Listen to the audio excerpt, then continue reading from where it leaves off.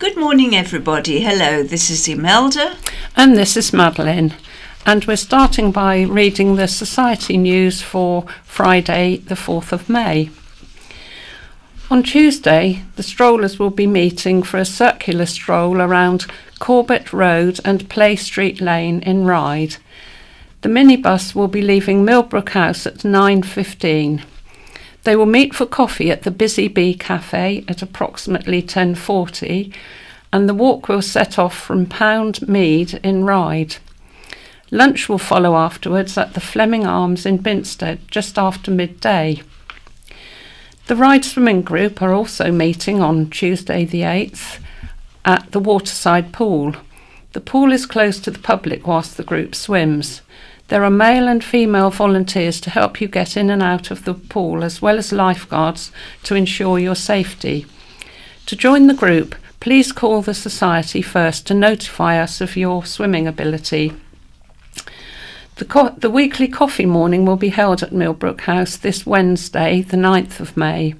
The coffee mornings are not just for blind and partially sighted people.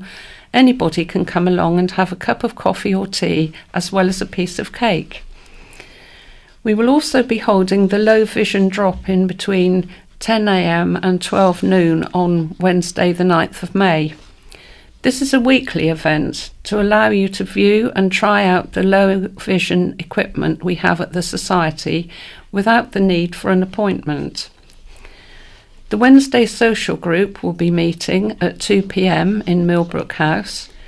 The entertainment this week is a talk by one of our volunteers, Nikki Downer, about zero waste living. The group lasts approximately 45 minutes, which is then followed by tea or coffee and cake. The Wednesday social is open to everyone, not just members. The book group will be meeting at the Lord Louis Library from 2 till 3 on Wednesday the 9th of May to discuss this month's book. All members are invited to come along and join in with a cup of tea or coffee and to pick up next month's book. For more information, please call Laura Jasper on 52205 or just turn up. The Thursday social group are meeting at Millbrook House on the 10th of May. The group meets from 10:30 a.m. until 2 p.m.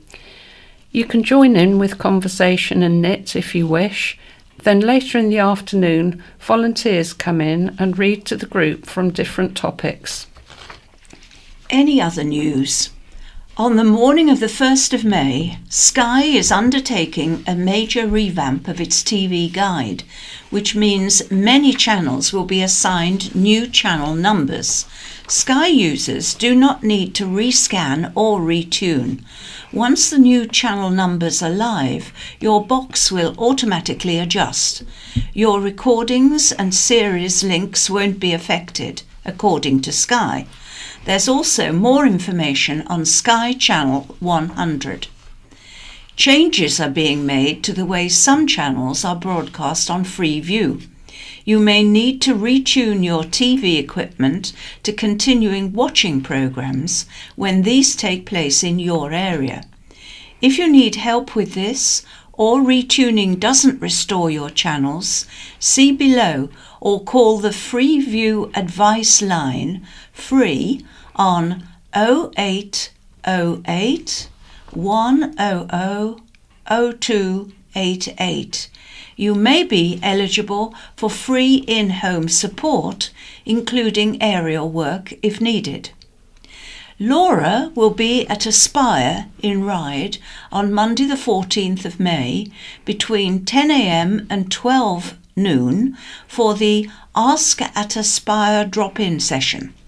Different agencies and charities will be there each month, and Laura will be joining them to display low vision equipment and offering advice and information about Sight for Wight. Do you enjoy the activities and facilities provided by Sight for Wight? Perhaps you've recently attended an activity or event and would like to wax lyrical about it. If so, then Chris Kane would like to hear from you. As part of our promoting well-being and supporting services and activities, we would like to hear your positive feedback, which will be part of a video promoting Site for Wight. If you have a story you would like to enthuse about and don't mind being recorded on video, then please contact Chris Kane on 522205 or email admin@iwsb.org.uk. Local volunteers from the Guide Dogs charity will be visiting a number of venues over the next few months, talking about the work of the charity and how you can be involved. They will be at Sandown Library on the 23rd of June, Ryde Library on the 21st of July, and Ventnor Library on the 18th of August. All the library venue times will be 10 a.m. until 2:30 p.m. You can also find them at Riverfast on Newport Quay on the 19th of May, 11 until 3 p.m. and the Isle of Wight Community Club Open Day at Park Road in Cowes on August the 27th from 12 noon onwards. And now we come to the scaffolding news. And the first ones are to do with the Bay and Ventnor area. There is currently scaffolding at the Carnival Shop, 79 High Street, Sandown, Wight City, Culver Parade, Sandown, Premier Inn 1 to 9, Esplanade, Sandown, 3 Downs View, Sandown, up on Perone Way, 64 High Street, Shanklin, All Seasons 6 Regent Street, Shanklin, Shanklin Rock Shop 91 to 3 High Street, Shanklin, Chubby's 1 Regent Street, Shanklin, 27 to 29 High Street, Shanklin, and the corner of Trinity Road, Madeira Road, Ventnor 1 Boniface Road and into Trinity Road, Ventnor. Continuing with Ventnor is 1 Boniface Road, 3 Spring Hill. And there are currently hoardings at Wight City Culver Parade, Sandown, Premier Inn 1 to 9 Esplanade, Sandown. And there are currently skips at 78 White Cross Avenue, Shanklin, 6 Esplanade, Shanklin, and new scaffolding is due to go up at 22 Spring Hill, Ventnor from the 15th of May and 40 Little Stones Road, Shanklin from the 16th of May. And in the Cowes area, there is currently scaffolding at the Royal London Yacht Club, the Parade, Cowes, 7 Shooters Hill, 35 Alfred Street, East Cowes. And there are currently hoardings at 93 High Street, Cowes. There are currently skips at 58 Hefford Road, East Cowes, 22 St David's Road, East Cowes. A new scaffolding is due up at Totty's Fish and Chips, High Street, Cowes, from the 26th of March, and it says awaiting new dates. Sainsbury's 129 to 130 High Street, Cowes, and that's from the 29th of May.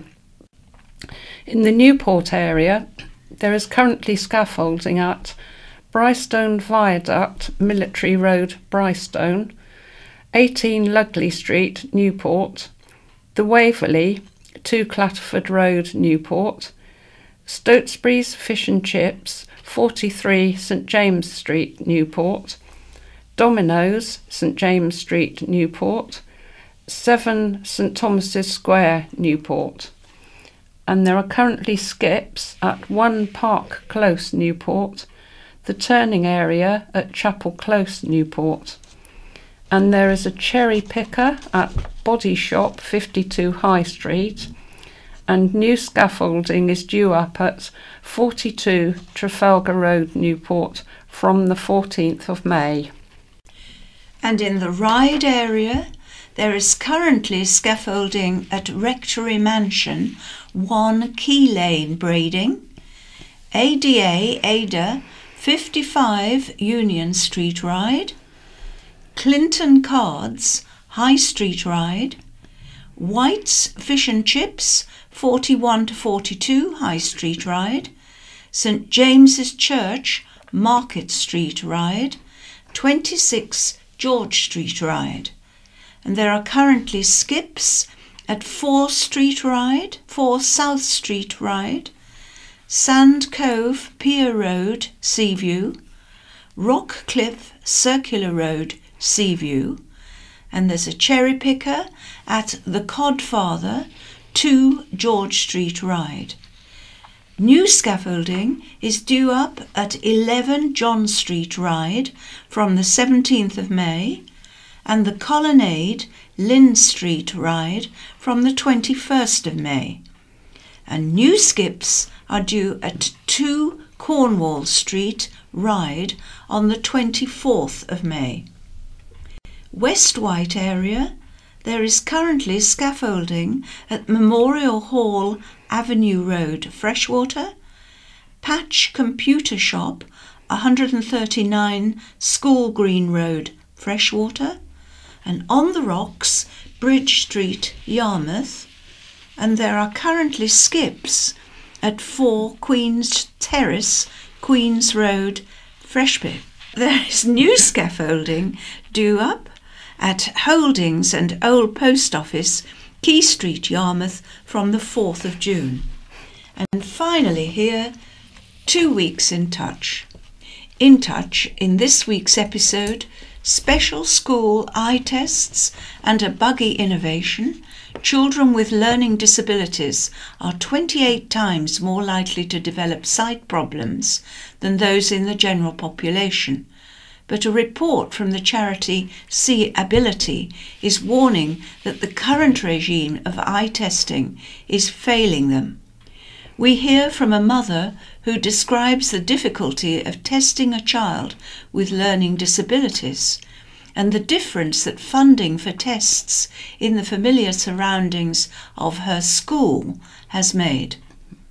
And Hetal Bapodra reports from Imperial College London on an innovation for blind and visually impaired parents, a prototype of a buggy which can scan ahead for obstacles. We also chat to its inventor, Ramona Williams. And that's that. So we're moving on to the headlines from the County Press for Friday the 4th of May. And there are 2 headlines. First, breast cancer scandal affects islanders. 350 women put at risk. And the second headline is Eurovision of Pride. So breast cancer scandal affects islanders. More than 350 island women may have been affected by the national breast cancer screening scandal. The government this week announced an independent review after it emerged that since 2009, 450,000 women in England had not received invitations for their final routine breast cancer screening. The nationally set age range for the final screening is normally 68 to 71. Health Secretary Jeremy Hunt blamed an error in the computer system that generated appointments, which has now been resolved. Mr. Hunt said it was estimated between 135 and 270 women nationally may have had their life shortened because they were not diagnosed. In a statement to the Isle of Wight NHS Trust Board today, that's Thursday, Interim Medical Director Steve Parker said, "There is a national need to either recall or offer self-referral to some women between the ages of 70 and 79 who would not have been offered a mammogram at the appropriate time. Breast screening units will be informed of the identities of the women affected within the next 2 weeks. Invitations for screening will be sent out to the affected women between now and October. Here on the island, like elsewhere in England, we rely on the national system to issue the invitations for screening. It is estimated there are 352 Isle of Wight women who may be affected. Of these, 138 are in the age range who will be sent a letter inviting them for a mammogram. The other 214 women will be invited to self-refer to the service. Despite this being a national issue, the Isle of Wight Breast Screening Unit is committed to resolving the issue locally as quickly as possible, in order to reduce the anxiety for the women involved. Around 9,000 women a year are screened at St Mary's Hospital. Mr Parker said inquiries should call the national helpline and not St Mary's or their GP, because records are held nationally. The helpline number is 0800 169 2692. And the second headline, Conchita heads for ride. Eurovision winner Conchita will headline Isle of Wight Pride. Organisers announced today, that's Friday, the Austrian drag queen will perform at the Isle of Wight and UK Pride event in Ryde on July the 21st. Conchita, who won Eurovision with Rise Like a Phoenix, has announced she is HIV positive to reduce stigma. She said, "I am so excited to be coming to Isle of Wight Pride, this year's UK Pride. I had such a warm welcome at Pride in London in 2014. Singer and drag artist Tom Newworth created the character of Conchita, a bearded woman, to make a statement against discrimination. MP backs moves on plastic waste.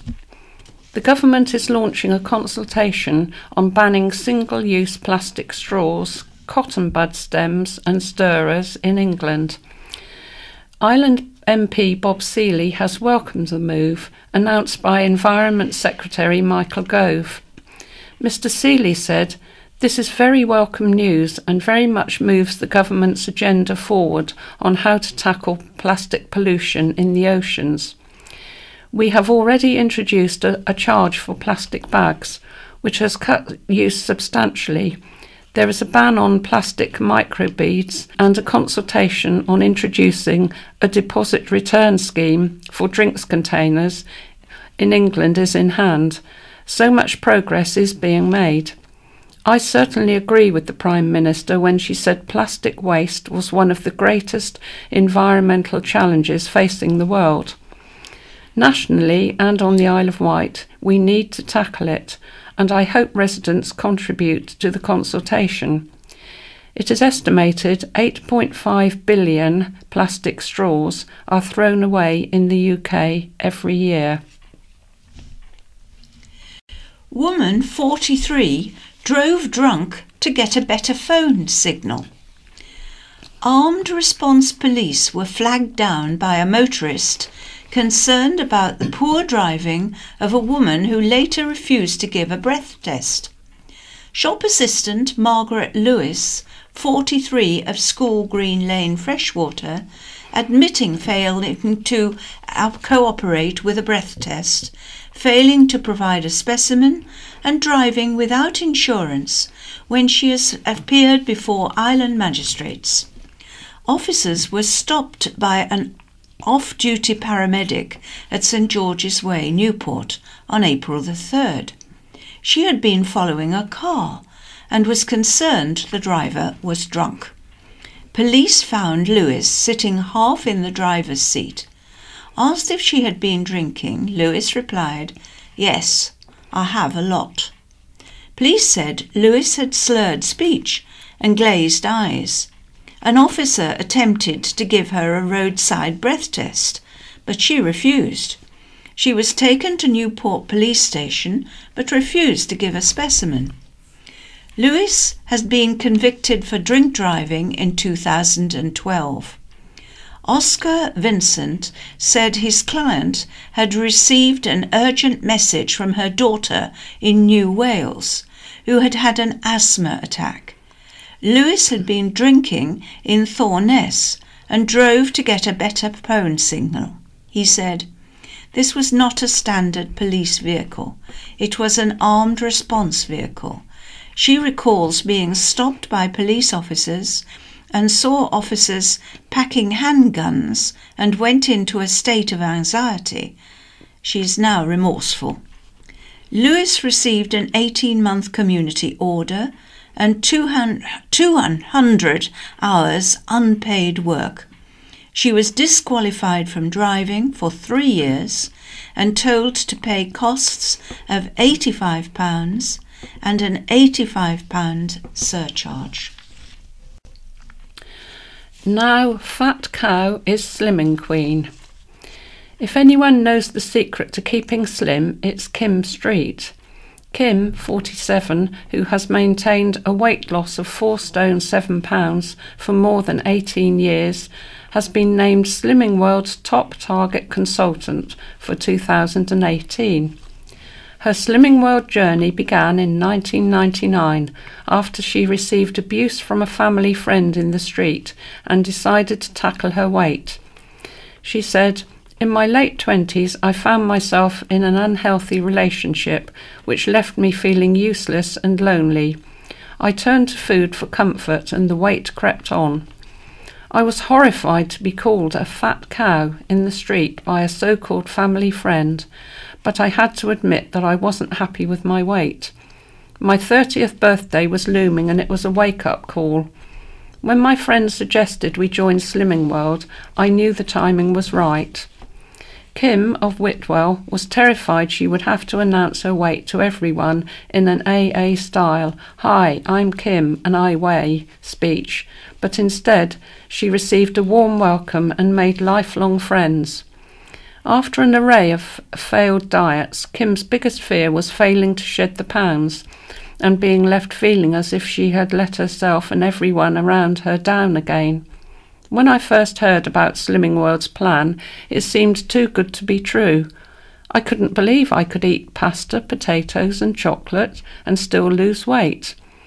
The former head teacher dropped from 13.5 stone to under 9 stone in 6 months. She switched the pizza for salmon and the crisps for apples, found her love of coastline walks and still had a small chocolate bar with a glass of wine in the evening. Following her success, Kim trained as a consultant and ran group sessions while working as a primary school teacher for 13 years. She later took a break from Slimming World while working as a head teacher, but was soon back as it felt like coming home, and she now runs groups in Whitwell and Carisbrooke. Slimming World has completely changed the way I think about things. I learned to stop hating myself and not to feel guilty if I made a mistake or went off track. Everyone's human and it's just about getting back to healthy eating. Kim was able to continue her healthy lifestyle in times when it would have been easy to revert to old habits. For example, going through a divorce and losing her mum. Honour for Army Officer. An Island Army officer has been awarded an MBE for his work with the UN in South Sudan. Major Levy Ashley, 47, originally from Ryde, played a key role in Operation Trenton, supporting peacekeeping efforts in the civil war-ravaged country. The UN estimates 1.8 million people have fled South Sudan since the conflict between the factions for and against President Salva Kiir erupted more than 4 years ago, and a further 1.9 million have been displaced from their homes. Members of the armed forces were dispatched to help with engineering work and establish a field hospital. Major Ashley, a serving officer with 9 Regiment, the Royal Logistic Corps, based at Hullervingham, Wiltshire, was presented with his MBE by Prince Charles. He attended the Buckingham Palace ceremony with his wife Melanie, his twin boys, and his mother Dawn, who still lives on the island. It was an amazing experience, one I will treasure for the rest of my life. I was overwhelmed and completely taken by surprise by the news I was to be honoured in such a way for just doing my job, said Major Ashley, who joined the army in 1987 as a driver. He has taken part in operations all over the world and become an officer in 2011. His commanding officer, Lieutenant Colonel Andrew Geary, said, "Levy exemplifies what can be achieved in the military, having joined as a boy soldier and now through hard work and dedication receiving state recognition for his achievements." Recognition for public-spirited islanders. A dog walker who stopped to help a man in distress at Culver Down and grabbed him as he tried to run towards the cliff edge has received a police award. Pauline Cake was one of several members of the public and police officers recognised at the Isle of Wight District Commanders Awards ceremony this week for their efforts to help island people. She was walking her bulldog Ernie at Culver last June when he found a bag, then led her to a man hiding in some bushes. Recognising his distressed state, she spoke to him, then grabbed hold of him as he tried to run towards the cliff edge. Miss Cake persuaded the man to go with her and speak to the police officers who were searching for him.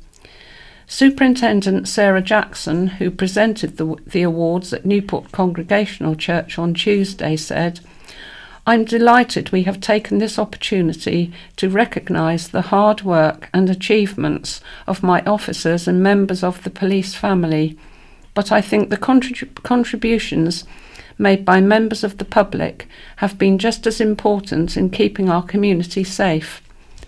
Another award winner was Helen Woodford, who found a missing man last June.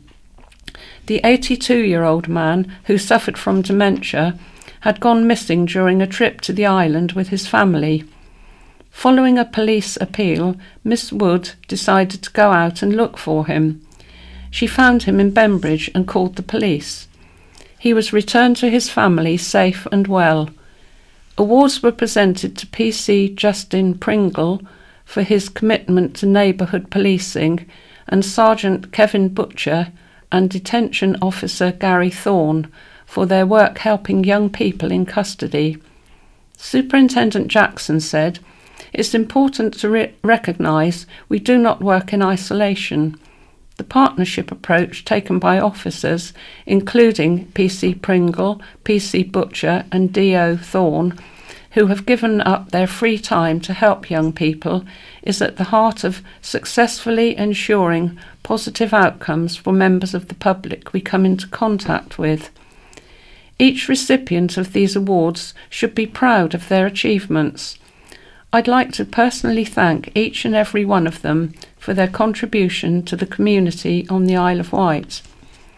Chief Constable Olivia Pinkney and the Isle of Wight Lord Lieutenant Major General Martin White also presented Long Service and Royal Humane Society awards to officers and members of the public. Playing chicken over Rat Run Road. Why did the chicken not cross the road? Because it had become a rat run.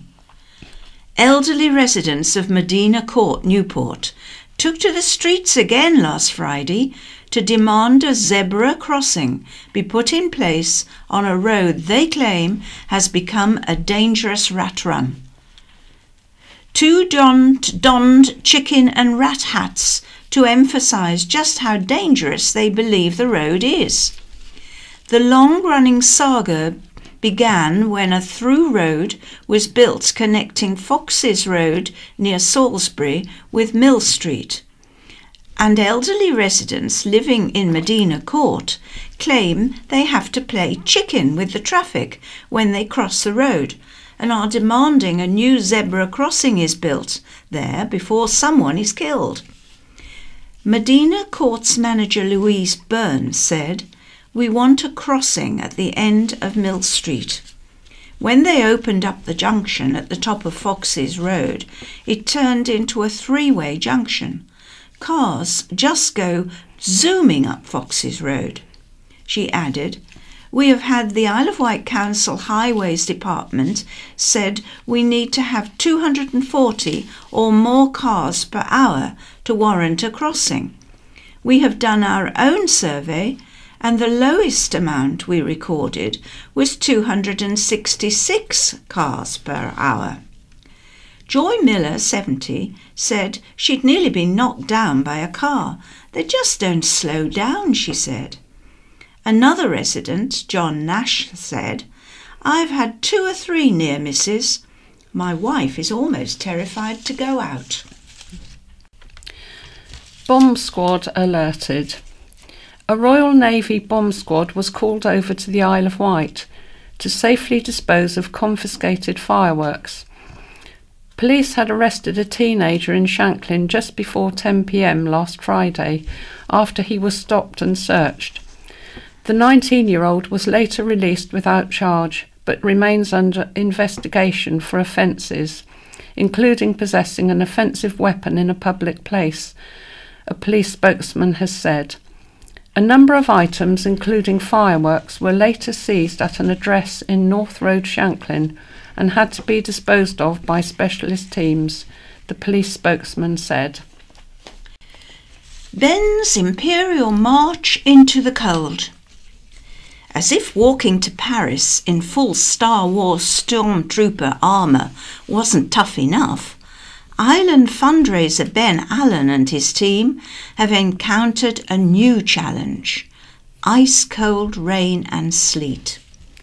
Following a launch party at the Anchor Cows on Saturday, then a trek to Ryde, a hovercraft to Portsmouth and a ferry to Le Havre, Ben and the boys arrived on the continent and were promptly soaked. Huge Star Wars fan Ben, 35, of Park Road Cows, Simon Cherry and Matthew Mew aim to walk around 230 kilometres over 7 days to finish at the Eiffel Tower this weekend, raising money for island charity Layla's Trust.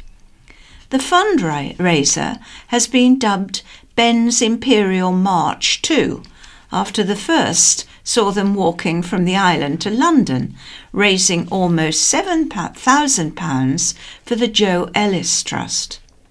The team have been posting updates on Facebook as they make their way across France. Ian White, manning the White Fibre support vehicle, posted on Tuesday, "Day 4 underway, 9 a.m. departure from camp. Few more tweaks to the armour. Ben is swelling up nicely. He reckons it's the cold and the walking. Personally, I think it's the week's worth of Kit Kat chutneys in one day." He said in an earlier post, "Bonsoir. Day 3 done. I'm amazed by Ben and the boys today. They headed off into the ice-cold rain and sleet, which I might add hasn't let up all day and is still coming down. They managed around 37 kilometres today, arriving ahead of their ETA, arriving just after 6 p.m. at a fully functioning floating bridge not far from camp. A quick freshen up and a dip in the heated indoor swimming pool, the thermometer reading read 5 degrees in its greenhouse, followed by a nice hot shower and a slap-up camp meal, not a few cups of tea, an early night ahead. Ben told the CP, "We are making great progress, despite adverse conditions. We reached Rouen on Tuesday in warm sunshine. We are massively appreciated of everyone's support back home and especially their donations. Keep them coming." You can follow their progress on Ben's Imperial March 2 Facebook page and donate at a rather complicated address, which I won't read out. If you want to donate, phone the Blind Society. Charity's appeal for new premises. Charity John's Club needs new premises for its shop and has issued an urgent appeal for help. The award-winning charity, which provides work experience, activities and social events for people with learning disabilities, has been given 6 months to quit its shop in Shanklin High Street. It is being sold by the Isle of Wight Council, which owns the building. John's Club pays the council just £2,000 a year to rent the building, but once it has been refurbished and re-let, after what will, in all likelihood, be a lengthy closure, the charity will be unable to afford the market rate rent. The shop offers John's Club members valuable work experience. Not only do they gain experience in all aspects of running a shop, from pricing and selling merchandise to cashing up and banking the takings, they also learn how to run its website and sell goods online.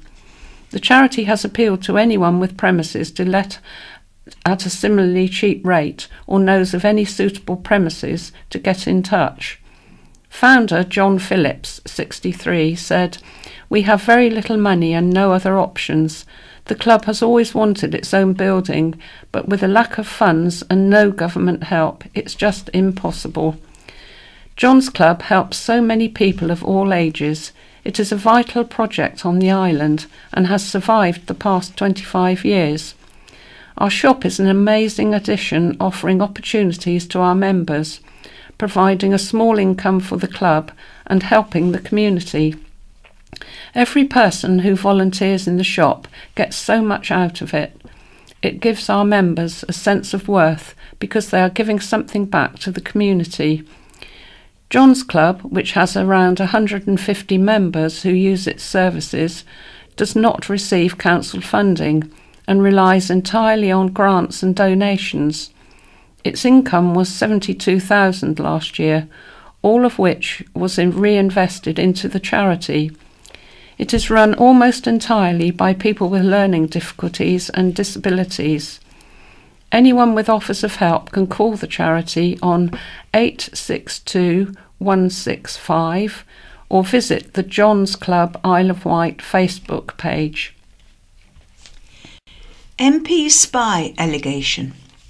Isle of Wight MP Bob Seeley accused a Maltese billionaire of working for Russian intelligence in Parliament this week. Mr. Seeley used parliamentary privilege to claim Christopher Chandler, founder of the Legatum Institute, was an object of interest to French intelligence in 2002. He said he was speaking out in the national interest. He said, according to the French security services, as recorded by their colleagues in Monaco, Mr. Chandler is described as having been an object of interest to the DST, French intelligence, since 2002 on suspicion of working for Russian intelligence services. Company quits seafront project.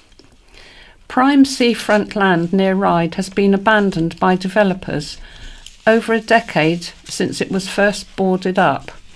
The former Harcourt Sands Holiday Park, next to Putpool Park near Ryde, has lain derelict since it closed its doors in 2006, and now the plug has been pulled on latest plans.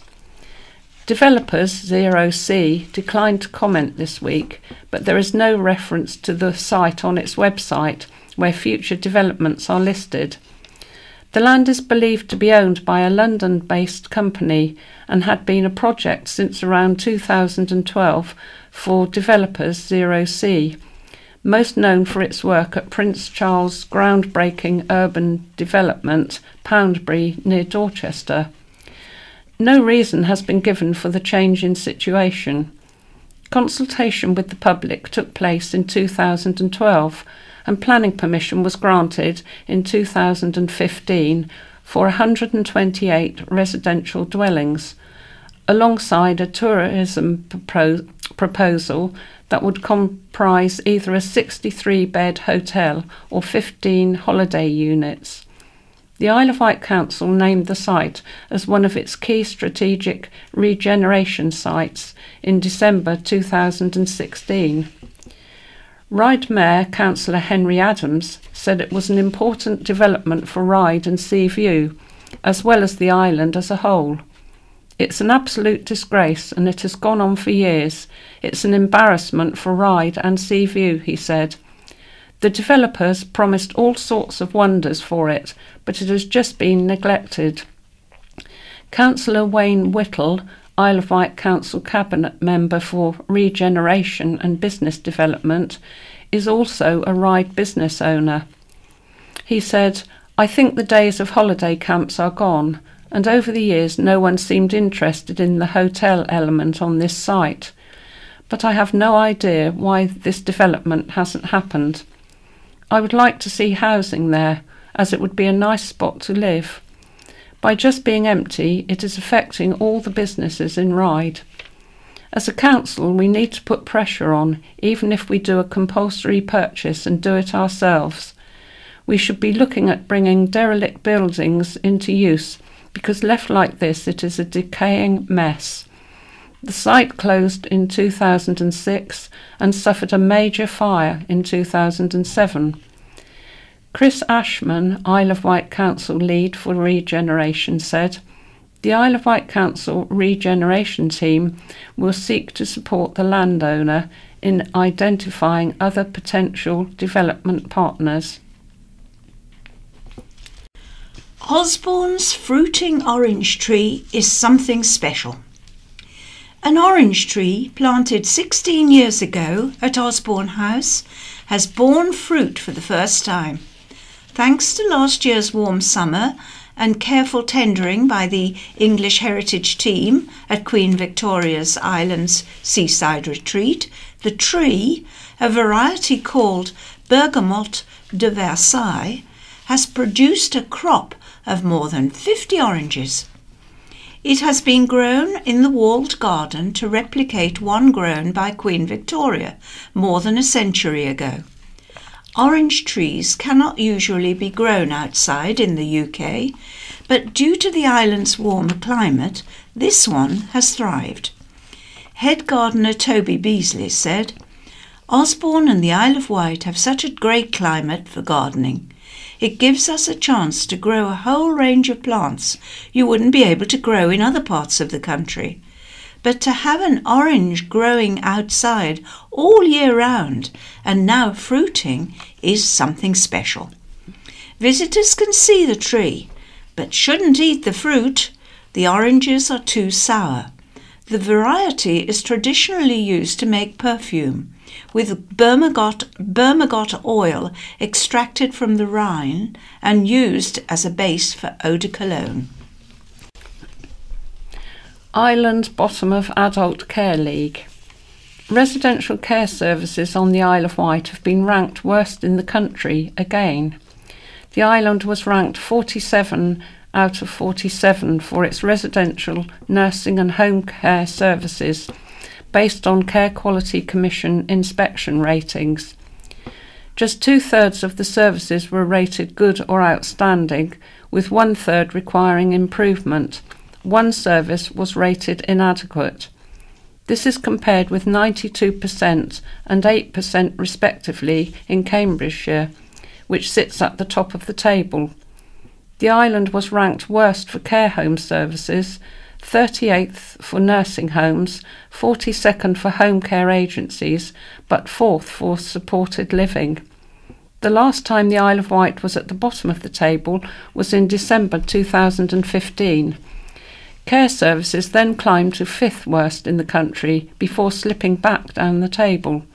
The CQC has inspected 105 of the island's 111 care services. 6 newly registered care services have yet to be inspected. The league tables were compiled by Trusted Care, an online care directory. Dr. Carol Tozer, Director of Adult Social Care at the Isle of Wight Council, said, "We fully accept, as does the Isle of Wight Clinical Commissioning Group and the island's care providers themselves, adult social care services on the Isle of Wight must, at the very least, match the national proportions. The Isle of Wight has 70 services rated as good and outstanding, and I pay tribute to the leadership and staff of those in meeting the standards expected by the CQC. The Council commissioned an independent review of every service, the results of which have been used to create a learning and development programme for the island." Dr. Tozer said a new feedback process had been introduced for any professional visiting a residential or nursing home. She added, "I understand some people reading the press coverage might now be worried about the quality of care a loved one is receiving. I would urge people to ensure they raise any concerns with the registered manager of the service, and if they do not receive a satisfactory response to any concerns or complaints they have, they should alert Adult Social Care." That's all we have time for today, so it's goodbye from Madeline. And it's goodbye from Imelda. Have a lovely weekend. The weather promises to be better. Bye-bye. Good morning, I'm Stephen. Hello, I'm Jan. And we'll be reading the letters and features section of the County Press this week. Starting with a letter from Angela Hewitt of East Cowes, headlined, "National Trust Can Afford to Fund Newtown." It is easy to forget a nature reserve is a home for nature, a protected area where nature can live unhindered and in peace. Humans, and especially their dogs, disturb that peace, mostly through lack of compassion. So I can understand the uproar from those passionate about the importance of nature regarding the Newtown issue. The problem is, nature does not make money, yet it costs money to care for and to provide education as to why it is important to protect it. Unfortunately, grant givers to charities are now advising charities should be, in part, self-funding and self-sustaining. Charities are expected to make significant amounts of money and to redirect their energies into running a business. This in itself affords a financial cost to the volunteers, who are not business people but good hearts wanting to help, many of them retired and finally worry-free. As someone who runs a natural history charity, Nature Zone's Wildlife Education Trust, I know that self-funding is a difficult task. We have been trying to raise money for years, via grants, benefactors, friendship passes and even a refreshments area that only survives because someone donates all the food. When it comes to funding nature, our life force, our only means of existence, it is always at the bottom of the list. So I sympathised with the National Trust and the Newtown problem. That is, until I downloaded its 2017 annual accounts. In those accounts, it recorded a £540 million annual turnover. It has a significant investment income, spare money available for investment, and an astonishing £170 million in reserves. It even wins grants from the lottery. In my opinion, these figures show it can afford to run Newtown Nature Reserve for the benefit of wildlife as benefactors and not as capitalists. As the world population grows, the human race will encroach more and more on nature, wiping out its habitats. Ask me what does nature do for us, and my answer would be, it gives us water, soil, oxygen and food. It is the most valuable resource we have. I could add health, well-being, getting out in the fresh air, supporting mental health issues is also the job of nature. Indeed, when we apply for grants, this is a main criteria. Great, so long as it's still there. Einstein said, if the bee disappeared off the surface of the globe, then man would only have 4 years of life left.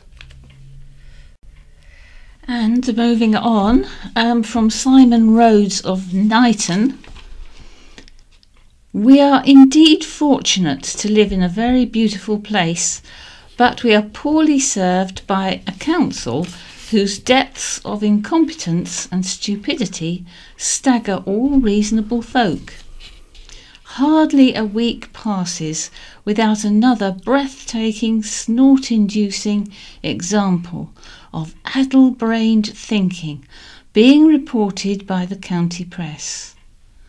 Last week's comedy was the decision to close the slip road into the dump to prevent queues. This, of course, relates to the idiot idea of saving money by reducing the opening hours at Lynn Bottom Tip, to the huge inconvenience of all islanders. 2 hours to drop waste off is not uncommon. Ridiculous.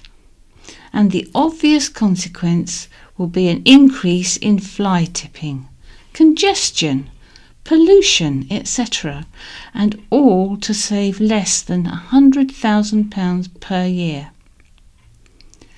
Then we read the council has recently re-employed the same consultant who advised on the notorious PFI deal to help the council save money at £8,000 per month. That is basically the cost of shortening the dump hours. And we all know which gives better value to the poor payers of council tax. Ditch the consultant and reopen the dump. Say bye-bye to the meet and greet chap on the entrance, who is no doubt a lovely fellow, but we don't need him, as we can all read where to put the rubbish, and that is a sensible saving. The leader of the council is quoted in a remark that is frankly patronising about we, the public, having to alter our behaviour when using the dump. Well, Councillor Stewart, some of us actually have to work, and you have already made alterations to our behaviour by making it so very difficult to use it. You should listen to the voice of the customer and put the hours back to something vaguely sensible. You see, Isle of Wight Council, we in the real world have no confidence in your capabilities, and you keep on demonstrating that opinion is correct over many years. All I need to do is list a few. The floating bridge approaching £1 million additional costs, and it still does not work properly. Cowes Enterprise College, Undercliff Drive, the PFI contract. I could go on. Even possible to predict the next bungle. The so-called road improvement plan for easing traffic congestion in Newport. We all know the main issue is Coppins Bridge, and where are the council starting on? St Mary's Roundabout. Think, Isle of Wight Council, think chimpanzees tea party. And now a letter from Jeff Manners of Newport, headlined Footy Fortunes. So, Newport FC are on the lookout for team managers from the county press of the 27th of the 4th. Surely this club cannot sink much further. When they moved to St George's Park from Church Lytton, they had everything. Nice stadium, practice pitch, both floodlit, first-class club facilities. The future looked bright. However, because of staggering incompetence, gross mismanagement, and giving this once proud club away, they now own nothing but the shirts on their backs. Having cleverly got himself elected as chairman, perhaps Tony Wake would like to appoint another South Coast Leisure director to the management team. It won't matter if they do not know anything about football, like Mr Wake, but it would surely strengthen SCL's position in any future dealings with the football club. Nothing like having a foot in both camps when it comes to negotiating any lease and rental terms for usage of the proposed new ground. And from Roger Silsbury of St Lawrence, another complaint about the tip. The debacle concerning the reduced opening hours and traffic problems associated with Lynn Bottom Tip typifies the insular thinking of the Isle of Wight Council. Here they are patting themselves on the back for having saved a small amount on wages, without considering the wider impact and cost to the island economic community as a whole that they are elected to serve. This situation has exacerbated the already existing traffic problems in the Arreton Cross Down End area, which have become steadily worse over the last few years, particularly at rush hour times. At Arreton Cross, traffic coming down Down End Road and wishing to turn right towards Blackwater is continually frustrated by vehicles coming along the A3056 from the Sandown direction and queuing to turn right up the hill towards the Hare and Hounds. A maximum of 3 vehicles waiting in Down End Road to turn right effectively blocks all traffic coming down the hill, and it is nothing to find the queue extending back as far as the Burnt House Lane junction. At the traffic light controlled Hare and Hounds junction, because there is no filter lane for vehicles coming up the hill and turning right onto the Downs Road, a single vehicle blocks anything wishing to proceed straight on.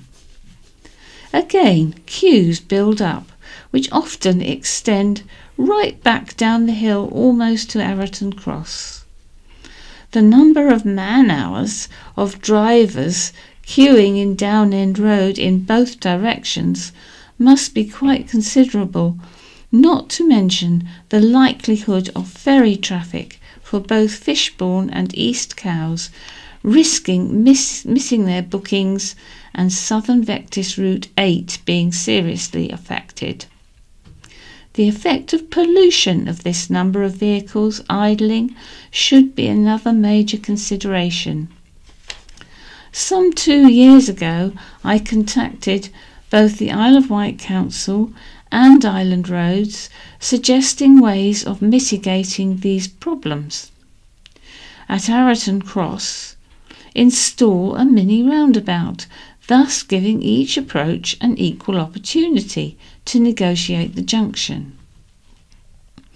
At the Hare and Hounds, alter the traffic signal phasing to 3-way, again giving each route an equal opportunity to proceed.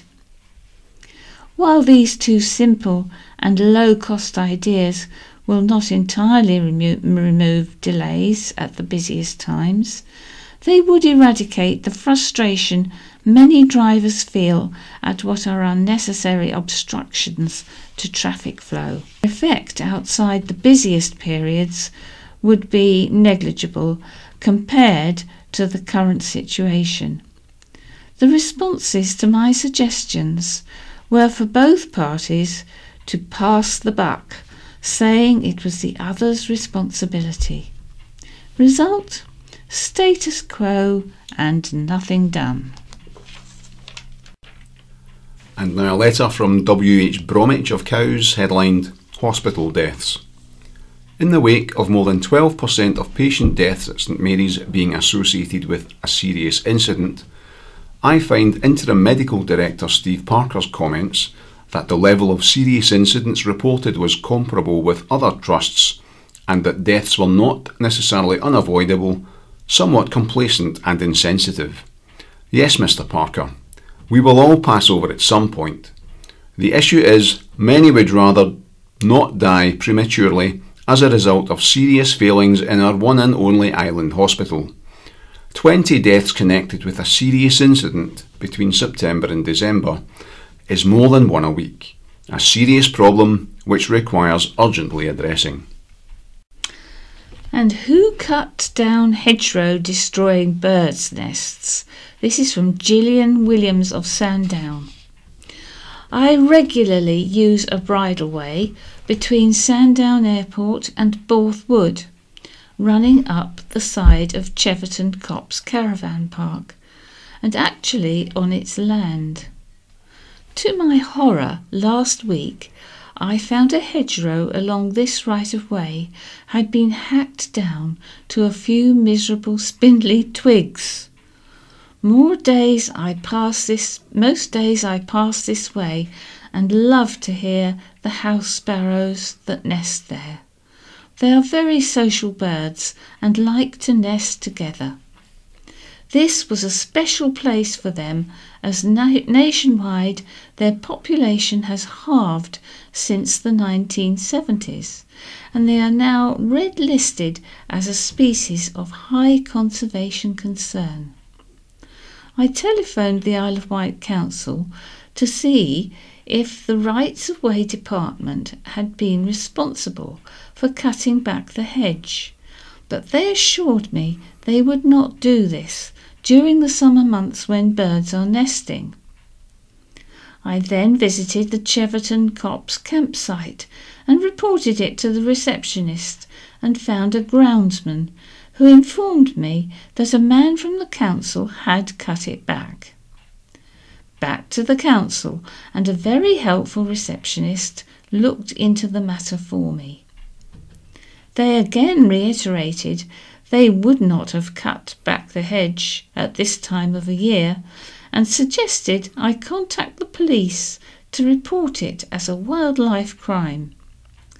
It is an offence under Section 1 of the Wildlife and Countryside Act of 1981 to damage or destroy a nest while it is being built or in use. I have not reported it to the police as yet, but I would like to find out who was responsible. If anyone has any information, please let me know. And now a letter from Lee Morris of Ventnor, headlined "Ventnor Traffic Plan Makes No Sense." There seems to be a lot wrong with the map and the pedestrianisation options in the pamphlet delivered to Ventnor householders and its proposed traffic management. If you draw up a map, it's useful to check you have the right street name. Steep Hill rather than Spring Hill is the most obvious error. I'm finding it difficult to understand whether Victoria Street in option 1 is to be two-way, as the description says, or one-way, as the northward single arrow shows on the map. If it is to be two-way, then at its narrowest point, the width of the carriageway is just over 4.5 metres. Bearing in mind coaches and HGV vehicles have a width of 2.55 metres, excluding mirrors, it would not seem sensible to allow two-way traffic without removing the pavements.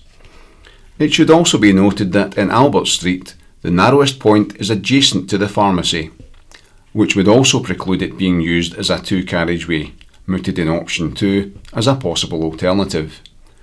It would also appear from option 1 map that the traffic for the Esplanade will come down Pier Street and continue down the Cascade. However, the map does not show what happens to the traffic wishing to return. Is it the intention to make the Cascade one-way only and expect the exiting traffic from the Esplanade to use Bath Road? Never mind nervous car drivers attempting Bath Road for the first time, but what about large delivery lorries servicing the businesses on the front? Surely they are not expected to exit using Bath Road. On the subject of delivery lorries, if the eastern end of the High Street is to be two-way, what happens to the Tesco loading bay? Similarly, the large Co-op lorries having to exit its car park and turn left opposite the surgery car park will find it virtually impossible. I imagine both companies will have something to say.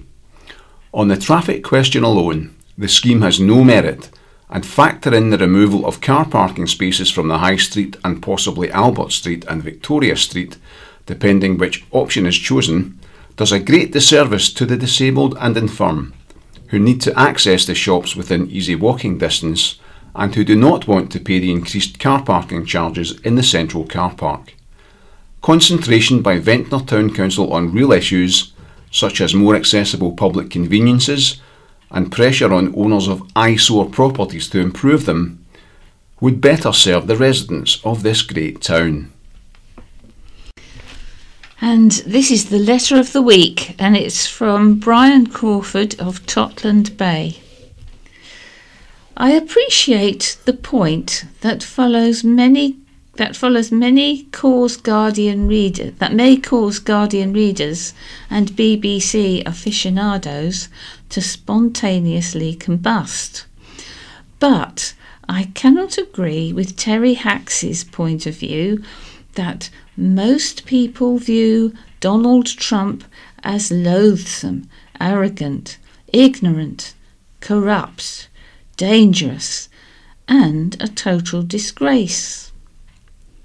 That surely is an appraisal that can only be reserved for the likes of Bill Clinton, or Tony Blair, Gordon Brown, Jeremy Corbyn, and perhaps Robert Mugabe, or even Vladimir Putin.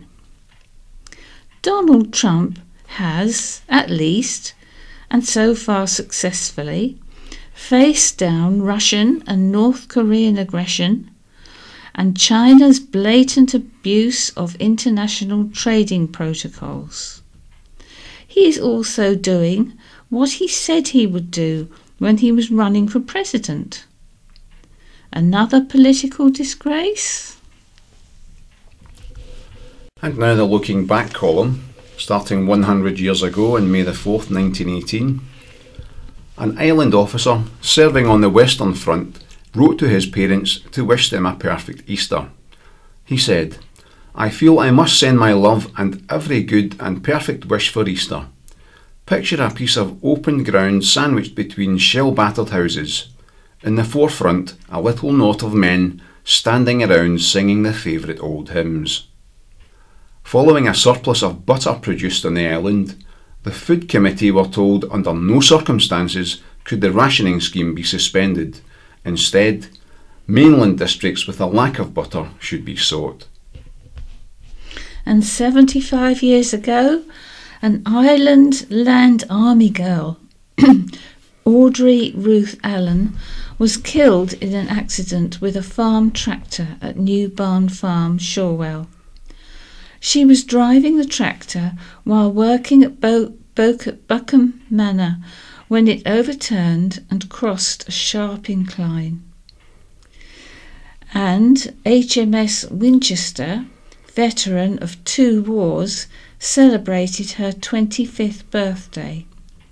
She had spent 6,807 hours at sea, escorted more than 4,500 merchant ships, and steamed more than 60,000 miles. There had been several unsuccessful attempts to sink the vessel, which was built in East Cowes by J. Samuel Wight and Co. Limited in 1918. And 50 years ago, on April the 27th, 1968, Admiral of the Fleet Earl Mountbatten of Burma, Governor of the Isle of Wight, paid the island a visit. He viewed the works of Messrs. Ratsey and Lapthorne when he opened a weaving plant, addressed a meeting of the Solent Protection Society, and was guest of honour at the annual dinner of the Isle of Wight Rifles Comrades Association. And also the world's quietest hovercraft was unveiled and put through its paces at Bembridge Harbour. Cushion Craft Limited created the CC7 that weighed only 1.5 tonnes at its St Helens factory. The company sold the hovercraft to the Ministry of Technology. 25 years ago, April the 30th, 1993. A Cessna 150 two-seater plane crashed into a Bembridge garden, yards away from the property. The plane, which had been on its way to Jersey from Surrey, was diverted to Bembridge following bad weather conditions. Resident of the property, Daniel Arthur, was completely unaware of the drama as he was listening to music through headphones. And a young Yorkshire boy with leukemia chose to come to the Isle of Wight instead of Euro Disney. Christopher Chambers was offered a free family holiday and insisted on staying at the Kimpton Hotel, Sandown. He said, "I want to go somewhere I know and which I like." And 10 years ago, film stars Jude Law and Alan Rickman arrived at the Minster Church of St Thomas's in Newport to attend the Thanksgiving service for the life of Anthony Minghella, the Ireland-born Oscar-winning film director. Both the Hollywood stars gave readings during the service, which was also attended by the Minghella family and a host of Ireland dignitaries. And also 10 years ago, Alan Titchmarsh was the first to tread the boards of the newly refurbished Yarmouth Pier at its reopening ceremony. Residents gathered to mark the event, which included a ribbon cutting by Mr Titchmarsh, the island's MP Andrew Turner. Councillors and school children from Yarmouth also attended. And the Isle of Wight was dubbed the UK's Carnival capital at the opening of the Carnival Learning Centre in Westridge, Ryde. A delegation from the Bahamas flew in especially for the opening, as well as officials from the Learning and Skills Council and Arts Council. The group of artists from the Bahamas treated Isle of Wight youngsters to a dance workshop. And moving on to Wight memories. Homegrown heroes of the beautiful game. I recently discovered some old newspaper cuttings of the exploits of Newport's football team in the 1950s. It was a time when I wore short trousers, but those cuttings brought back memories of a time when Newport regularly progressed through several rounds of the FA Cup and often brought league opposition to their ground at Church Lytton. On match days, there was a steady stream of supporters going along Town Lane to be met by a man selling a matchday programme that cost twopence. I recall it was when Andover visited the ground because they had a footballer by the name of McCarthy, a tricky and speedy winger who was always a problem for the Newport defence. You paid to enter the Church Lytton ground at a tiny kiosk and then had a decision to make. Go to the left and stand behind the goal that fronted the cattle market, or to the right and stand on the bank that separated the ground from Gould, Hibbert and Randall's lemonade factory.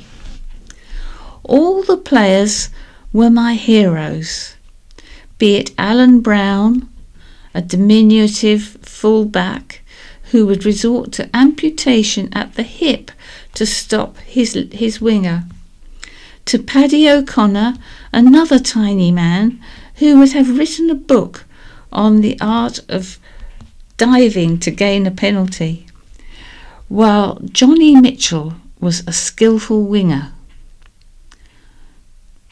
Roy Gilfillan was the ace goal scorer, and the team was captained by ex-Portsmouth professional Jock Anderson. One of the nicest men I ever met while playing football was Newport centre-half Peter Talbot, a true gentleman and a majestic centre-half who would help opponents to their feet with a smile after slowing their progress towards the goal. Later, in my late teens, I had the pleasure of playing with Peter when he ended his career playing for Sandown. Reverting to those newspaper cuttings, I was reminded of the tremendous crowds Newport used to attract. Grown men would turn up wearing their yellow and blue scarves, with a few of the more passionate supporters carrying bells or those old-fashioned klaxon-sounding rattles. One game I recall was when Newport were drawn at home in the first round proper of the FA Cup against Watford in 1956. This was the fourth time in 5 years the club had progressed thus far in that historic competition, having previously been drawn away twice to Swindon. A spokesman for the club stated they expected a crowd of more than 8,000 to turn up. The Watford team, not wishing to travel on the day of the match, stayed the Friday night at a Ryde hotel. Watford won the match 6-0. With the football season over, I took to going to Seaclose to watch Fairley Cricket Club play their matches. I recall their players even today. Opening batsman Joe Dark, school teacher Bill Milton, Les and Fred Hall, Freddie Sims, the amazing Roy Pridmore, John Regan and wicket-keeper Harry Canning. Their fast bowlers were John Brooks and Farrington. My task was to stand on the scoreboard and put up the total runs scored or the number of wickets that had fallen. Umpire for Fairley was Wally Moore, club secretary, a man of few words but a polite and gentle man and a true lover of the game. Sunday mornings were taken up either playing cricket or football at Seaclose. At either game, up to 40 men turned up, either on foot, riding a bicycle, and very few in rare cars. Football teams would be picked around 11 a.m, often numbering close to 20 players a side, and the game would continue until 1 p.m. There was never a referee, but disputes were minimal. One player I recall was George Willett, who would leave a pair of boots in a hole in the riverbank and was often seen emptying water from them before he put them on. The cricket matches were a fast-paced affair, with just one batsman facing up to 8 bowlers who came at him alternately at a rate of knots. Here, again, names are recalled such as Ron Ash, a doughty left-hander, Vic Deacon, Sid Hunt, Vic Hales, Ben Banjo Whitewood and the diminutive Denny Houghton. Again, disputes were few, and once you were out, another batsman took your place, and before the morning was over, you could guarantee at least 3 innings and several spells of bowling. Such events are not seen today, but they produced many top-class local sportsmen. Do I envy today's young men? Not one bit. There was never a Sunday football league in those days, as the local council refused to sanction such a thing. Local football matches attracted huge crowds, especially when teams such as Seaview, Brading, West Wight and Parkhurst were involved. Spectators would travel across the island to see such players as Len Beaumont, Nobby Scovell, John Southcott, Tony Grimwade, Arnold Olive and Morris Price play in a match. Many will recall Brian Morey, who some might say always brought a cutting edge to many games. Controversy or goals always followed such players, but the viewing public never went home disappointed.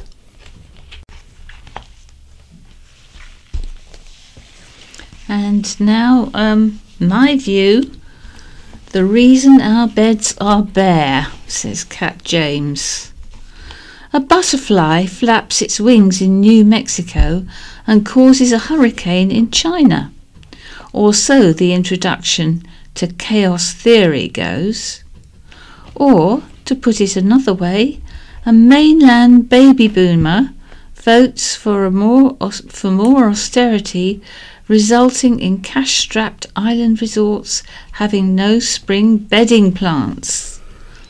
I recently had some visitors from the other side. No, not ghosts, that's another story. But retired chums from the wealthy shires keen to enjoy a weekend break on the Isle of Wight. Like any resident of the island, I was delighted to get the chance to show off hectares of glorious landscape emerging from its winter fog and bimble around its crinkly edges admiring the ever-changing sea.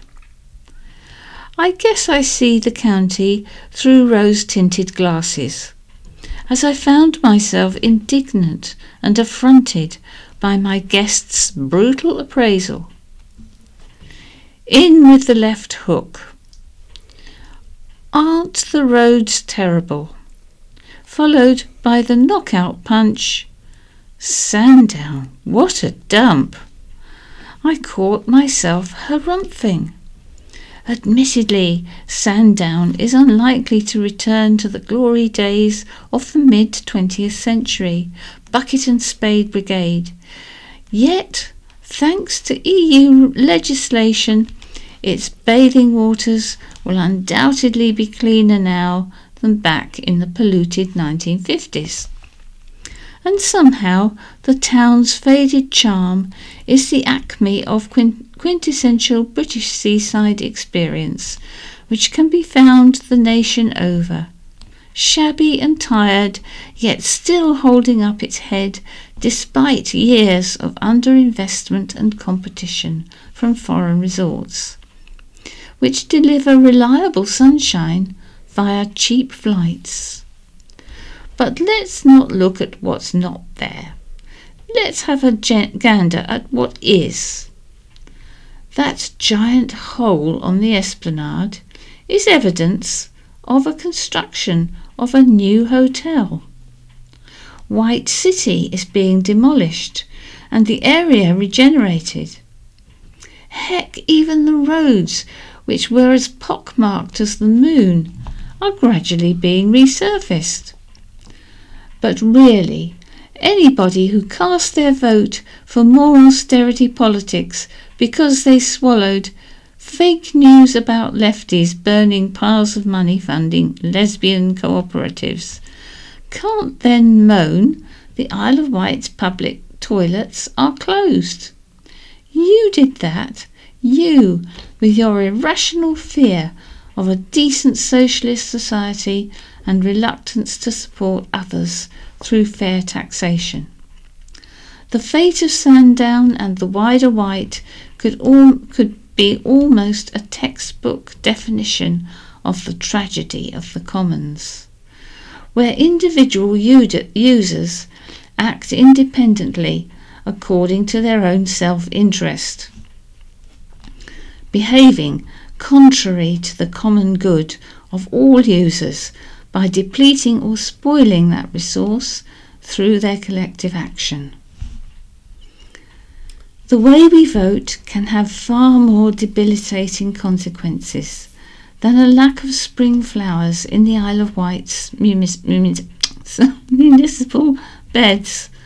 Try living in Syria as British bombs drop. Is that the inhumane deed you craved when you drew those 2 lines in the polling booth? For every action, there is a reaction. And now a column from Jim Gibbons, headlined Battle Cry for Walk the Wighters. Since my wife and I moved to this island, I have taken part in our hospice's Walk the Wight, latterly the Flat Walk. Now as an ancient Briton, my creaking knees remind me they don't last forever, and it seems prudent to save their usefulness for more mundane and not to say pedestrian activities. Walk the Wight has always given me great pleasure, and I feel lucky to have been able to take part. Some years ago, I wrote a couple of marching songs. I hope this one will amuse. So this is entitled Walking the Wight, and it's to the tune of Battle Hymn of the Republic.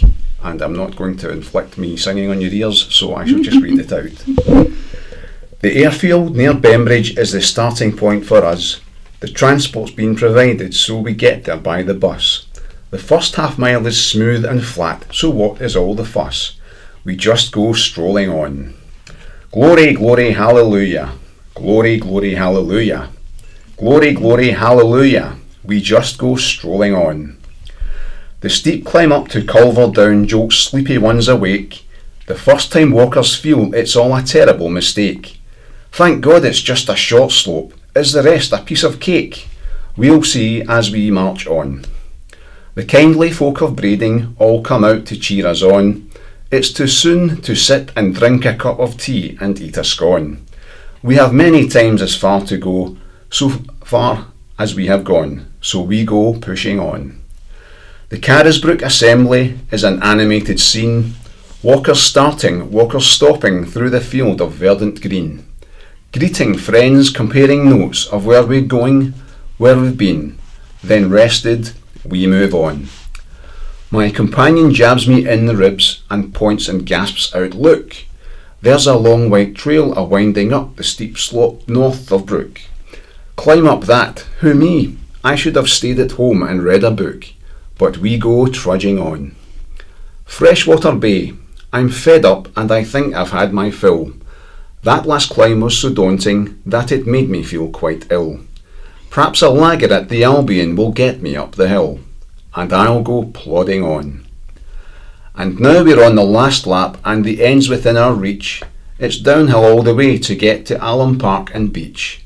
Then we'll have a cup of tea and we'll receive a medal each. And next year we'll come back. Sadly, there is not enough space for my other Walk the Wight march. Maybe next year. And for those wanting the answer to last month's challenge, it was Napoleon who called us shopkeepers. Now for this month's brain teaser. Who wrote, "Home is the hunter, home from the hill"? I'll reveal all next time. And moving on to what's on this week, from the County Press, from harlot to superstar. Shappi Khorsandi is one of the UK's best-loved comedians. She starred in last year's I'm a Celebrity, Get Me Out of Here, and is a familiar face on popular comedy programmes such as QI. On Sunday, May the 27th, as part of a 50-venue tour, she will be visiting Medina Theatre with Mistress and Misfit, her brilliant new show. It focuses on England's unsung heroine, Lady Emma Hamilton, who lit up the life of Admiral Nelson during the Georgian era. For too many years, Emma had just been known as Nelson's mistress and a bit of a harlot. However, Emma moved mountains to haul herself up from scullery maid to become Lady Hamilton, way before women's lib was a thing. Shappi said, "The show has been the most fun to write. It's about passion and tragedy. What better things are there to write comedy about? Mistress and Misfit is not a history lesson. It's about now. Any woman who does anything seen as salacious is still demonised today. That's a very modern theme." Mistress and Misfit starts at 7:30 p.m. and tickets are £15. And now some news of this year's Wight in Bloom competition. Be particular, watch the sun and make it colourful are the 3 top tips for this year's Wight in Bloom. Entry is open for the 2018 Wight in Bloom competition, and green-fingered contestants can dig into categories from best creative use of a small place to best large front garden. Organiser David Thornton said, "What is great about Wight in Bloom, alongside gardening being good for your health and physical fitness, is that people come on holiday to places that look nice. The competition encourages residents to put on a show and get creative, which helps people enjoy the island. It's about how clever and meticulous you can be. It's not about size and scale. It's about gardening know-how and skill. And watch the sun in your gardens, as some plants like the sun and some the shade." Will Miles, the Managing Director of Visit Isle of Wight, sponsor of the competition, said, "Wight in Bloom is so important because tourists come here and love to see the flowers and the space. It just adds to the quality of the island. I want to encourage people to enter the competition because it's for everything from home gardens to schools to pubs to big attractions." Previous winner of Best Commercial Garden, David Beeson from the Clifton Hotel in Shanklin, said masses of colour was the key to making your garden stand out. Osborne House Garden supervisors Alan Hickey and Charlotte Locke, who won the overall prize in 2017, advised gardeners to be fussy about the upkeep of their patches and what they choose to plant. This year, judges will award bonus points for greener gardens, demonstrating good environmental practice, whether it be recycling old bottles into plant pots, water collection schemes, or the careful selection of wildlife-friendly plants or habitats.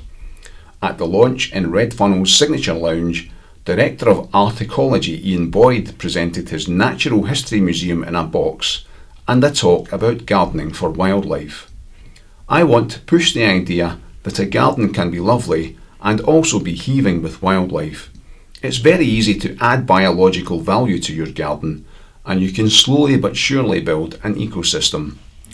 The 11 categories are: Best Small Front Garden, that's under 15 square metres, Best Large Front Garden, which is over 15 square metres, Best Commercial Garden, Best Senior Citizen Complex, Best Young People Initiative, Best Community Floral Project, Best Small Tourist Attraction Garden, Best Large Tourist Attraction Garden, Best Creative Use of a Small Place, Best Water Feature, and Best Edible Garden.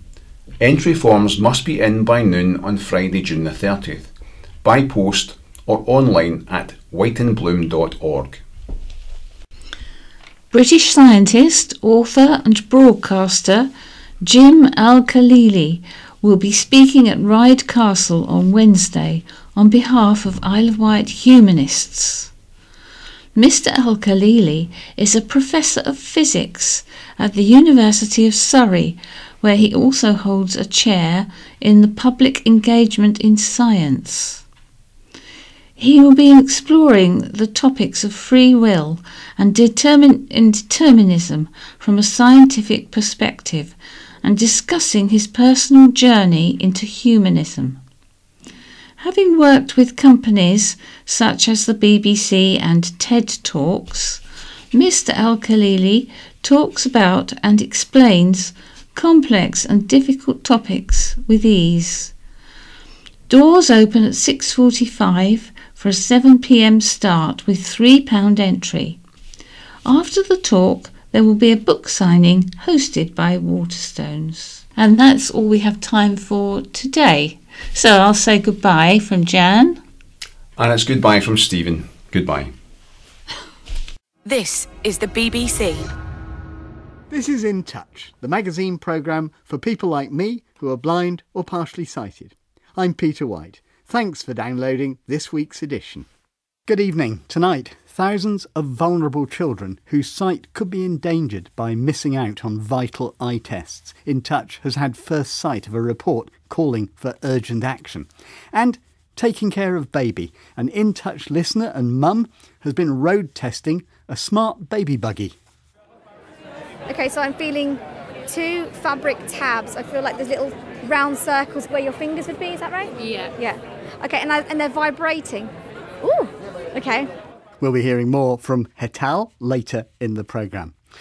But first, all children in the UK have the right to annual eye tests. But a report out tomorrow says thousands of children with learning disabilities aren't having those tests.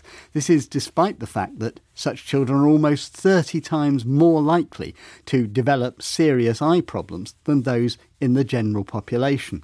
The report comes from sight loss charity Seeability, which takes a particular interest in those with learning disabilities. Part of the problem is that the process of testing can be confusing and upsetting, and it's often impossible for these children to explain what they're seeing to testers. Seeability, though, says such problems can be overcome by providing tests in familiar surroundings, such as their school. Well, Alison Farrell's daughter is Ellie, and Alison joins us. Tell us just a bit about Ellie and her situation. Ellie's 12 now.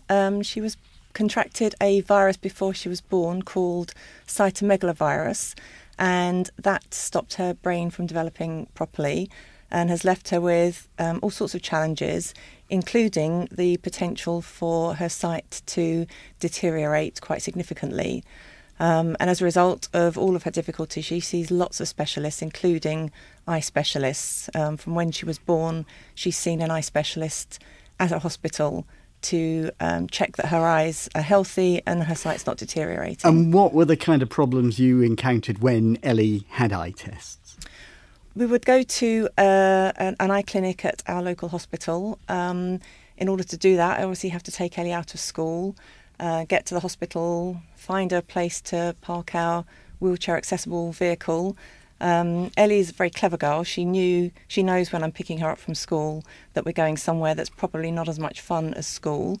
We rarely get seen on time, which is a kind of an occupational hazard of hospital appointments.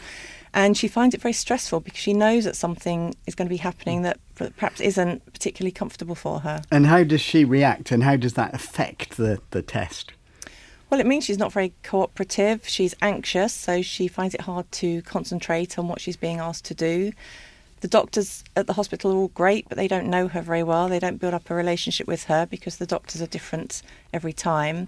As a result, it's very difficult to establish what her eye health is and get her to perform in the best way for her eye tests. Well, also joining us is Seeability's Chief Executive, Lisa Hopkins. So, Lisa, how typical is what Alison has just described? Well, unfortunately, it's all too common. As you said earlier, we know that children with learning disabilities are 28 times more likely to have sight loss than other children. But we believe that there's over 40,000 children with learning disabilities in England who have never had an eye test. And, I mean, this is something that you've been talking about before. I know we've featured this on In Touch. So has nothing happened to improve the situation? Well, we've been doing research over the last 4 years in 11 different special schools, testing the sight of children and putting pressure on NHS England to do something about the inequality that exists so that these children can get sight tests. But as yet, nothing has happened. So we're asking NHS England to make wide reforms to community eye care for children and adults. Now, presumably these are very difficult tests to carry out, as Alison's described. I mean, you can't always simply ask what you would with other children, what can you see? So would you acknowledge that it is quite a challenging problem? It is a specialist skill to test the sight of somebody with a learning disability who doesn't communicate in the same way as other children. Absolutely. And that's why part of what we're asking for is for reforms in education to the eye care sector, as well as ensuring that people have the right environment to get their sight tested, which is why we're asking for that work to be done in schools. So is it as much about where the test is done as how it's done? Absolutely. It's about both issues. And what we argue and what our research has found in testing 1,200 children with learning disabilities is that no child is too disabled to have their sight tested. And presumably the doctors and the optometrists who do this have to be flexible too. They can't just do what they normally do. Absolutely. And that's why we're asking NHS England to change the system, because it's the system that's broken. Appointments are too short. High street opticians are just not conducive in their environment to be suitable for people with learning disabilities. What kind of eye conditions in particular are you saying that these children are risking through not having the tests? In our work, we found that half of the children that we tested had a problem with their vision. A third of them needed glasses. We found, in some cases, we've saved the sight of children because we've sent them to hospital to prevent them from avoidable sight loss. So we're finding all sorts of different problems in these children that would have otherwise not been picked up had it not been for our team. Now, you are critical of NHS England for the slowness of progress. What do you want them to do, and why do you think they have been slow? I hope that it's not because they're not ambitious for the lives of people with learning disabilities. I hope that it's not because they don't think that people with learning disabilities have an equal right to sight.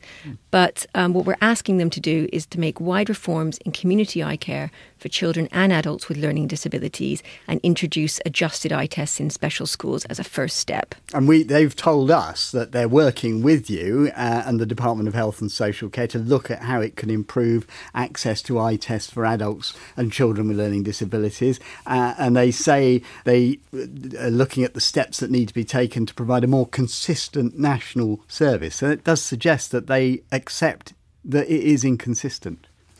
We have seen more recent action from them now that we're launching this largest global study of eye care for people with learning disabilities, but it's not enough and it's not moving fast enough.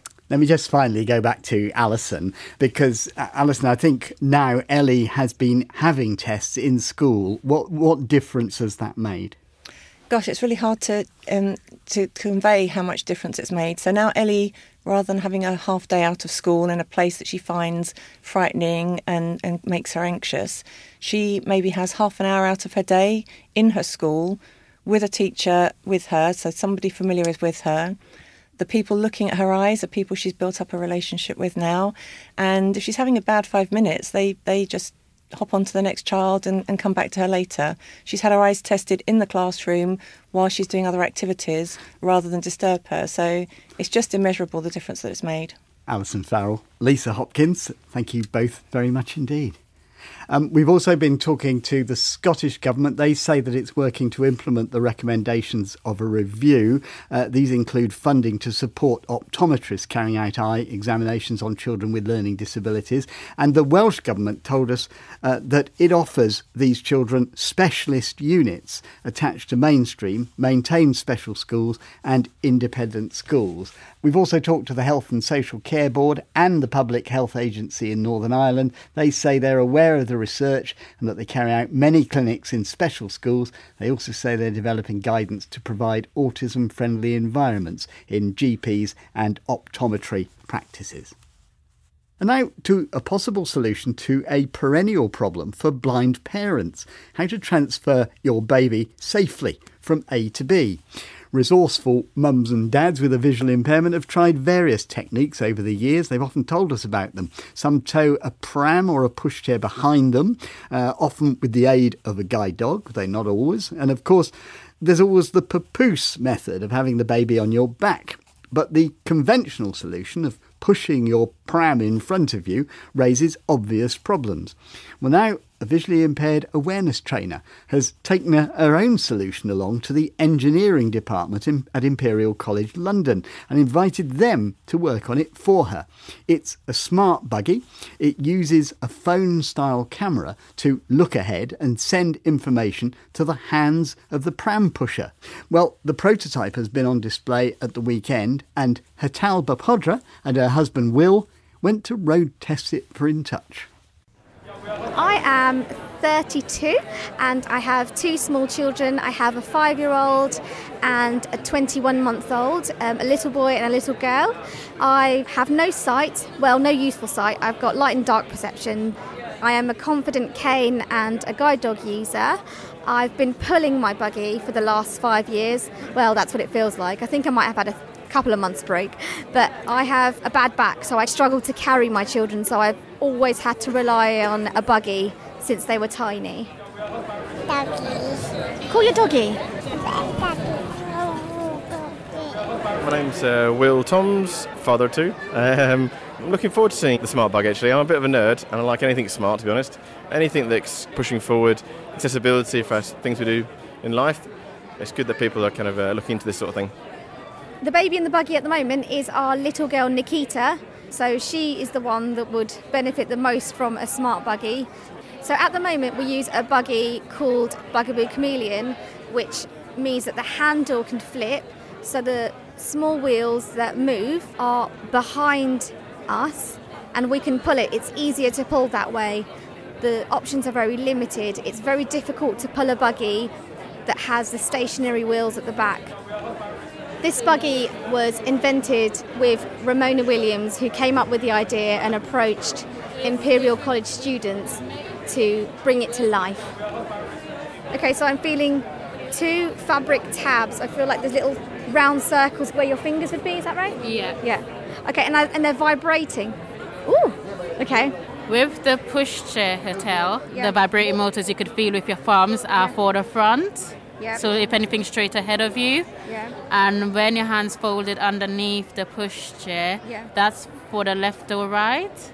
Okay. So it will pick up things on your left and right Okay. side. And does it pick up things like steps and... So we've designed the app that you'll be able to have on your phone that will use the camera Yeah. to pick up steps and curbs and the braille bumps, so you know when they are, and it will feed it back to you. So is it something you'd have to buy a special smart buggy? No. Or could you put this on any, like you could buy a cute buggy and put it on any buggy? You could. Well, our aim is to be able to attach it to any buggy. Okay. So the top ones are in front and the Yeah. bottom ones are left to right, yeah? Yeah. Okay. Is that right? Am I... Yeah, then it intensifies, so you know to stop when it intensifies. Okay. To stop, so you might have to turn back to the right. It's intensifying, Yeah, so you know yeah. something's right there, so you could stop. Wow. So I feel like I'd have to do a lot of concentrating. It's really interesting because there's 4, when you're using it, the 4 of your fingers have got different kind of vibrations coming through for the 4 different sensors. It feels quite organic, and so it feels like you're kind of feeling in front of you a little bit. It's clearly very, very early stages. It's got potential. They've used very inexpensive technology for this, which is really promising because it means a final solution could be relatively cheap. So I'm George Griparis, I'm a second year student and I'm part of a 10-people group and we're making this buggy. And what kind of technology are you using to make this happen? So we're using ultrasound sensors for the sides because then they don't have to be as accurate. And we're using a LiDAR sensor, which is the same that they're using in like self-driving cars, for the front, which is a laser. What happens if this stuff gets wet? We don't really have water resistance in place, but we think that it shouldn't be too hard to do. It wasn't in the scope of our project because we only had 6 months, but it should be fairly doable to use some kind of material that would insulate it. You've got all this expensive equipment on display on a buggy that you might be taking to the park, you might have to leave outside a weighing clinic. Will there be ways of hiding it? I've come back from a weighing clinic and someone's stolen my baby bag that has nappies and dirty clothes in. If I was relying on this and it got stolen, that could be an issue, couldn't it? One of our future plans would be to make this an attachment to the buggy. So you'd have a front attachment with all the sensors and a back attachment with all the motors. And if that was lightweight and small enough, you could even take it with you, would be one way of dealing with it. George Gruparis, one of the students, and before that we heard Hetal Bapodra and baby Nikki putting the smart buggy through its paces. Well, we also heard Ramona Williams, and it's her brainchild, and she joins me now. First of all, Ramona, how did you come up with this idea? I used to always babysit and look after my nieces and nephews for my brothers and sister. So I used to have to push the pushchair, and I found it difficult because I used to fold my cane and put it on top of the handlebar so people could still see that I'm visually impaired, but I couldn't control the buggy properly. And what kind of reactions did you used to find you got? Because I used to have my cane on top of the handlebar so people used to see it, if I accidentally bumped into them, they'll be like, okay, that's fine. Or sometimes I'll even have people help me to put the buggy on the bus safely and to make sure I get off the bus safely. How did your idea of a smart buggy get from an idea to a prototype? So it took a few years because I used to think about who I can approach. So that was from when I was 21, because I'm 34. So last year I approached Imperial College, where I spoke to them at an Innovation Day project. So this is an idea which has been a long time in the making, really, for you. Yes, that's correct. Now, you run a consultancy which advises companies about making their services friendly towards blind people. Why have you gone that route? Why have you had to go it alone? Is because I used to always apply for jobs, whether in charities, the charity sector or the mainstream sector. And I always used to get job interviews that I will have to do 20-minute presentations and I will never get the job. So I thought, is it because they're scared of employing somebody that has a disability? So I decided in 2014, after my last job interview that I never got, I'm going to do something that I love. So for 7 months, I figured out what I can do, what I'm good at. And then I came up with consultancy training for businesses and public sector bodies and schools, because I found that was a good way of doing awareness to let people in your community know that being blind or visually impaired doesn't stop you from getting a job or being part of the community. Now, blind people are often hearing about bright ideas. They hear them on this programme, to help them, which never see the light of day. How confident are you that this idea will actually make it onto the market? I'm very confident because now the students have designed this prototype because it's also going to be useful for myself. So I will need one for when I settle down too. So I'm going to be in talks with Imperial and look at how they can support me developing this further. And I'm also going to be looking for different grants and different things out there, so it can do research so other visually impaired people could test it out and give feedback, so it could eventually go to market. So what did you feel about Hital and Will's reactions? I love their reactions, and it's good to get everyone's feedback, because then you could redevelop something or add a component. The more feedback we have, the better. Ramona Williams, thank you very much indeed. And that's almost it for today. But last week, we introduced an item in honour of long-time In Touch producer Cheryl Gabriel. Cheryl's List, that's what we called it, a collection of tips for blind people contributed by guests, and you've already started to add to it as well, which is what we invited you to do. Listener Alison May got in touch to say, don't forget the registered blind are eligible for the disabled blue parking badge, and that of course gives you parking concessions. So that's just one thing. We'd like to hear more of your ideas. As always, we welcome your views on anything you've heard in today's programme. You can call our action line on 0800 044 044 for 24 hours after the programme. You can email intouch@bbc.co.uk, and you can click on Contact Us on our website to get more information and download tonight's and other editions of the programme. From me, Peter Wight, producer Kevin Corr, and the team, goodbye.